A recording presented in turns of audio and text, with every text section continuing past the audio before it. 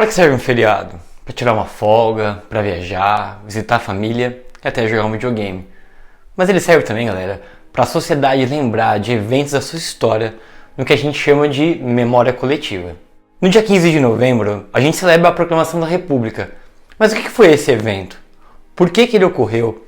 E quais são as consequências dele? Fica até o fim que eu vou te falar tudo isso. Tudo bem com vocês, galera? Eu sou o professor Vinícius e sejam bem-vindos a mais um vídeo aqui no canal. Nesse vídeo eu vou explicar para vocês sobre a Proclamação da República, uma mudança política que colocou fim ao regime monárquico que a gente está vivendo aqui no Brasil. Essa proclamação, na realidade, pessoal, se trata de um golpe realizado por militares contra o imperador Dom Pedro II. O conceito que a gente pode diferenciar um golpe de uma revolução é explicado pelo historiador Crane Brinton. Segundo ele, nós podemos distinguir um golpe de uma revolução pelos protagonistas da mudança do poder, ou seja, quem está agindo para acontecer aquela mudança. Se essa mudança, por exemplo, foi realizada por grupos externos, fora do poder, como colonos, escravos, ou até mesmo uma população em geral, é uma revolução. Caso seja por agentes internos, como dirigentes políticos, ou até mesmo econômicos, ou comandantes militares, se trata de um golpe. Ah, agora eu entendi! Mas qual foi o motivo para esse golpe? Então vamos entender agora o contexto da situação. A monarquia estava desgastada com importantes grupos aí da sociedade, como os militares, os fazendeiros e também a Igreja Católica. Os militares, pessoal, estavam satisfeitos com o imperador desde o final da Guerra do Paraguai pela falta de reconhecimento, pelos baixos salários e também pela censura que os militares sofriam com relação à imprensa. É isso mesmo. Os soldados eram impedidos de falar com os jornalistas. Os fazendeiros, que antigamente eram defensores de Dom Pedro II, agora estavam furiosos por conta da abolição da escravidão, que ocorreu um ano antes, em 88. Na visão deles, o governo monárquico tinha liberado suas propriedades privadas, e não havia pago nenhuma indenização. Já a igreja havia declarado a proibição da maçonaria aqui no Brasil, uma medida que não foi atendida por Dom Pedro II, que inclusive era maçom, e que levou a um desgaste com as lideranças religiosas. O Brasil também passava por problemas econômicos, o que não é lá muita novidade, Devido à Guerra do Paraguai, o país tinha aumentado a sua dívida externa, assim como também os juros, seguidos de uma alta inflação.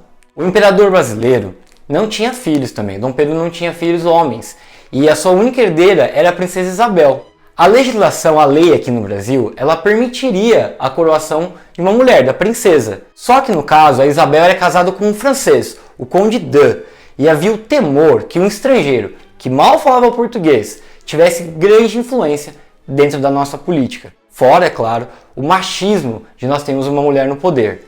Com todos esses fatores, o exército já discutia ali internamente a deposição do Pedro II. O ideal republicano, pessoal, surgiu no Brasil em 1870, lá com o Manifesto Republicano feito pelo Partido Liberal com o lema América para os americanos. Na cabeça desses caras aí, a monarquia era uma forma de governo europeia. Bom, isso é verdade. Então, o republicanismo seria uma forma mais apropriada para os países americanos. Só que esses caras esqueceram completamente que o republicanismo também é europeu, pessoal? Realmente. República vem do latim res publica, que significa coisa pública ou coisa do povo, uma forma de governo que surgiu lá em Roma. Sabia dessa? Se você não sabia, já deixa o seu like, se inscreve aqui no canal para você aprender sempre mais. Galera, a sua inscrição vale ouro. Bom, voltando agora. Como eu havia dito, o golpe já estava previsto, mas o plano era esperar a morte de Dom Pedro II, que sofria de diabetes e estava com a sua saúde bem debilitada. O imperador, galera, ele tinha um grande prestígio com o povão. A galera realmente gostava dele, ele era muito querido. Então, ia pegar mal tirar o cara do poder. Uma das principais figuras dos militares que articulou tudo isso foi o Marechal Deodoro da Fonseca, que era um veterano de Guerra do Paraguai. Só que o Marechal, ele era amigo pessoal de Dom Pedro e um monarquista convicto. Como ele mudou de lado então? Um tempinho antes de acontecer o golpe, o Marechal Deodoro havia sido exonerado do seu cargo pelo Dom Pedro, pelo monarca brasileiro. Por quê? Porque ele se recusou a punir um soldado que havia falado com um jornalista. Lembrando que o exército era censurado, eles não podiam falar com ninguém. Dom Pedro falou: ô Marechal, você tem que punir esse cara aí, né? E o Marechal respondeu: não. Só que o rei acaba voltando atrás da exoneração um tempo depois, só que essa relação entre os dois acabou ficando meio abalada. Aí, no dia 14 de novembro de 1889, surgiu o boato de que o Marechal Deodoro e o Benjamin Constant, que era outro cara, né, outro líder importante do exército, que eles seriam presos. Logo no dia seguinte, no dia 15, logo pela manhã, o Deodoro da Fonseca saiu acompanhado de soldados e canhões e foi até o quartel-general do Rio de Janeiro. Lá, galera, os militares já sabiam o que ia acontecer. Eles já estavam preparados. O Marechal, então, com a mão no peito, proclama as seguintes palavras: viva o imperador, viva a família imperial e viva o exército. Foi assim, meio sem graça, meio sem jeito, meio xoxo, que a nossa república foi proclamada. Talvez pela proximidade entre o Deodoro e o Dom Pedro, ou talvez por ser um golpe. Não houve revolta, não houve combate, não houve participação popular. O povo, galera, sem saber do plano dos militares, segundo as palavras de Aristides Lobo, assistiu tudo aquilo bestializado, atônito, surpreso, sem saber o que significava. Onde é que eu tô? Onde é que eu tô? Inclusive o quadro do Pedro Américo, ele representa bem essa ocasião quando ele mostra, né, a participação ali de apenas soldados. Não existem populares, né, pessoas da população em geral, retratados no quadro. E o imperador? E o Dom Pedro? Aonde que ele estava no momento do golpe? O Dom Pedro estava com sua família lá na sua fazenda em Petrópolis. Daí ele recebeu uma carta do major Frederico Solon, que simplesmente comunicava sua deposição do cargo, que ele estava fora, e também exigiu o banimento de toda a família real do Brasil. O imperador acaba aceitando a medida em paz e no dia 17 de novembro ele parte para o exílio na Europa. O ex-monarca brasileiro acabou falecendo no dia 5 de dezembro de 1891, lá em Paris, e recebeu as honras e o prestígio que ele merecia. Seus restos mortais foram trazidos de volta ao Brasil em 1922 e hoje estão lá no Mausoléu Imperial de Petrópolis, no Rio de Janeiro. Bom, agora o Brasil é uma república, mas o que tinha mudado? Quais foram as consequências disso para o país? Eu vou falar agora sobre as alterações das estruturas sociais. Na política, foi onde nós tivemos a maior mudança.